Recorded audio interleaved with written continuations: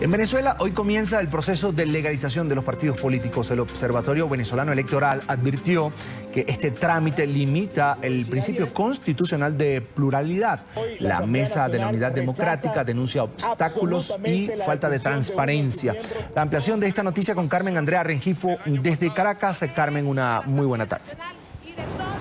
Hola, buenas tardes. Este proceso que ha dicho el rector del Consejo Nacional Electoral, Luis Rondón, es un proceso administrativo. En nada habría intervenido con el tema de la realización de elecciones, sobre todo las regionales. Recordemos que aquí en Venezuela, desde el pasado mes de diciembre, se le venció el tiempo a los gobernadores actuales, es decir, ya se debían haber realizado elecciones. Sin embargo, este proceso de validación de partidos y movimientos políticos que empieza hoy, que tendrá varios fines de semana, fue rechazado por parte de la Mesa de la Unidad Democrática. No todos los partidos que integran la Alternativa Democrática en Venezuela van a ir a esta validación. Aseguran que hay cambios en las normas por parte del Consejo Nacional Electoral, pero además poco tiempo, menos máquinas, una desventaja impresionante que lo que busca precisamente es invisibilizar este tipo de movimientos. Es más, el Partido Comunista de Venezuela también había rechazado este proceso de validación por considerarlo arbitrario.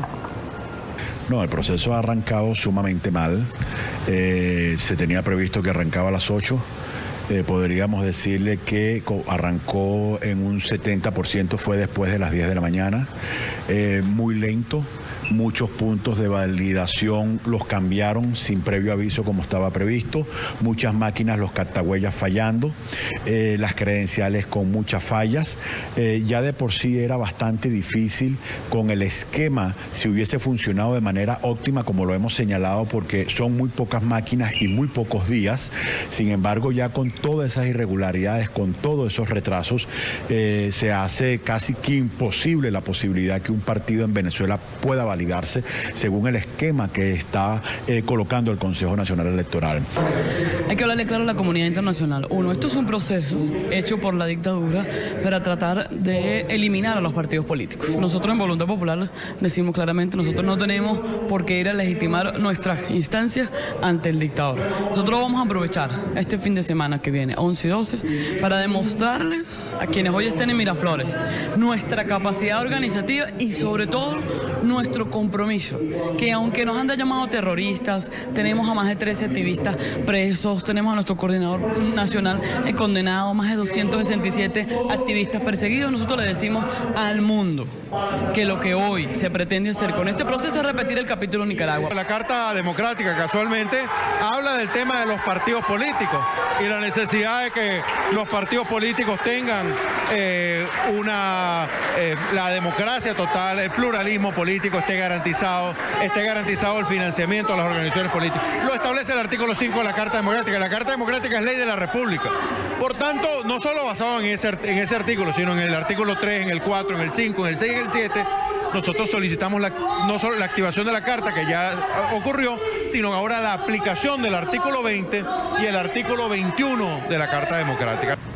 Al tiempo que se desarrolla este proceso de validación, la Mesa de la Unidad Democrática, a través de sus diputados en la Asamblea Venezolana, continúan haciéndole un llamado al gobierno de Nicolás Maduro para que fije su atención en la crisis económica, política y social que se vive en el país. Varios dirigentes continúan también solicitándole al secretario ejecutivo de la Organización de Estados Americanos que se mantenga la presión para activar la Carta Democrática en Venezuela. Información hasta ahora desde Caracas para el programa La Tarde. Muy buenas tardes. Una buena tarde para ti, gracias a Carmen Andrea Rengifo desde la capital venezolana. Y ante la dura crisis que enfrentan los venezolanos y los continuos rechazos a las ayudas humanitarias internacionales por parte del gobierno de Nicolás Maduro, el partido opositor Un Nuevo Tiempo presentó una propuesta para enfrentar la escasez de medicinas. El rostro que deja la falta de soluciones a la crisis en el país es triste y, por supuesto, inhumano. Más de 85% de desabastecimiento en fármacos tiene a los ciudadanos buscando minimizar el problema. Por eso Un Nuevo Tiempo llama a la ciudadanía que disponga de medicamentos que tenga en desuso y que por supuesto no estén vencidos. Hay que hacer la aclaratoria a que puedan donarlos en las sedes del movimiento a nivel nacional. Recordemos que la Asamblea Nacional, de mayoría opositora, declaró crisis humanitaria en el país y también por supuesto de salud en el año 2016. La tarde, fin de semana, con los protagonistas de la noticia. En Caracas nos acompaña Mauricio Gutiérrez, es dirigente nacional del partido opositor Un Nuevo Tiempo. Ya lo veo en pantalla. Bienvenido, una buena tarde. Gracias por estar con nosotros. Gracias, Carlos. Bueno, desde aquí, desde tu tierra, Venezuela, nuestra tierra, Venezuela, y esta tierra querida por tantos, bueno, nada, tenemos que buscar las salidas, así sean momentáneas, para echar hacia adelante con esta crisis. Mauricio, no solamente dígame. Mauricio, ¿cuánta gente se ha sumado a esta iniciativa de Un Nuevo Tiempo? ¿En cuánto tiempo y cuánta medicina aspiran a recabar para distribuir a quien realmente la necesita? Realmente es difícil saber cuánto vamos a recabar, porque todos estamos bajo el mismo paraguas de la crisis. No importa si somos de una clase social con algo más de ingresos o no. El problema es que no hay acceso a los medicamentos, no hay medicamentos, nadie puede encontrar los medicamentos. Y no importa si vives en alguna de las barriadas de Venezuela o en alguna urbanización pudiente, por llamarlo de alguna manera. Estamos abiertos a recibir cualquier tipo de medicamentos, que siempre y cuando no estén vencidos, por supuesto. Va a haber un registro de la entrega del medicamento y, por supuesto, también un registro para donar los medicamentos. Nosotros lo que estamos buscando es servir sencillamente como mediadores entre quien tiene el medicamento y la persona que lo requiera. Mauricio, si yo te preguntara cómo probar para que nuestra audiencia internacional entienda la situación que viven los venezolanos, que la situación es realmente crítica. Por ejemplo, ¿se consigue acetaminofén para un bebé en Venezuela? No. ¿Se consigue ibuprofeno, por ejemplo, para el dolor de cabeza para un adulto? No. ¿Atamel? Hay un 80... no, tampoco. Imagínate. Tampoco. Imagínate. Es complicado. Es complicado porque de vez en cuando a alguna farmacia le llega algo de medicamentos. Los que requieren medicamentos de uso constante, por ejemplo, las personas con hipertensión, que es muy típico, pues, esos medicamentos que debe tomar, no los consigue. A lo mejor se pasean 20 o 30 farmacias para conseguir un pote o una cajita con algunos medicamentos. Eso es, a pesar de que la hipertensión es realmente una condición de salud que puede poner en riesgo la vida de la persona, así sin mostrar mayor sintomatología.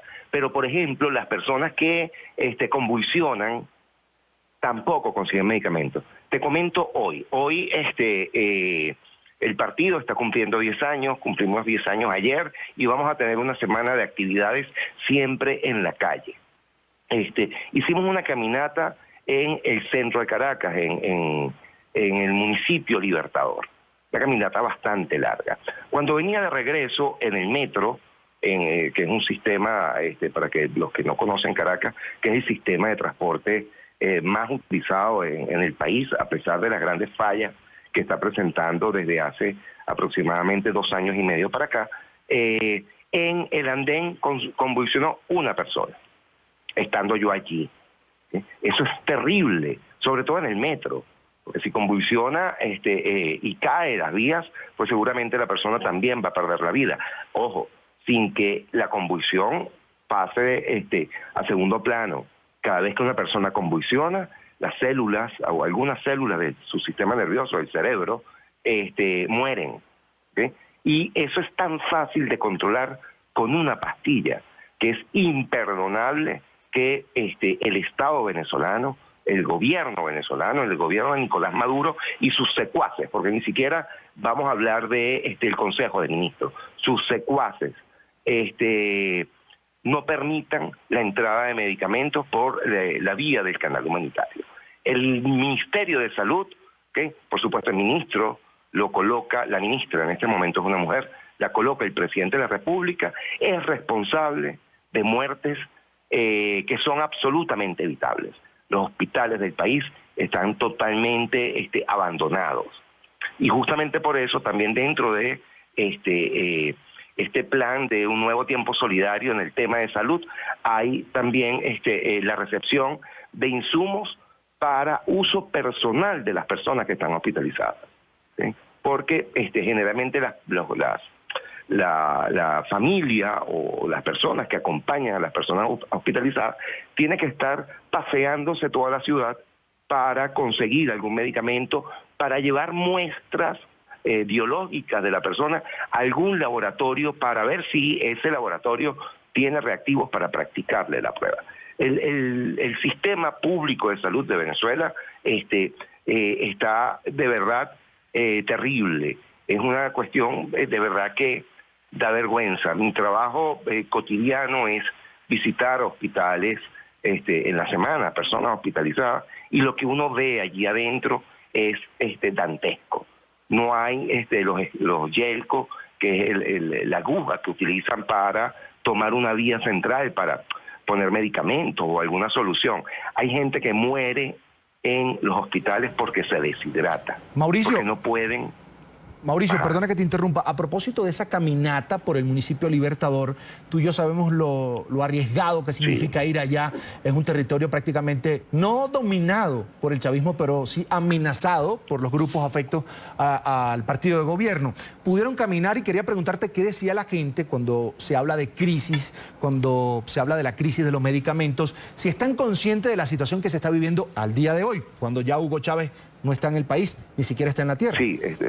Sí, la gente apoyaba lo que estaba ocurriendo, la mayoría de la gente. Muy pocas personas nos veían con mala cara. Éramos un grupo de 250, 300 personas, todos militantes de un nuevo tiempo. No fue un llamado a los ciudadanos y a las ciudadanas que nos acompañaran.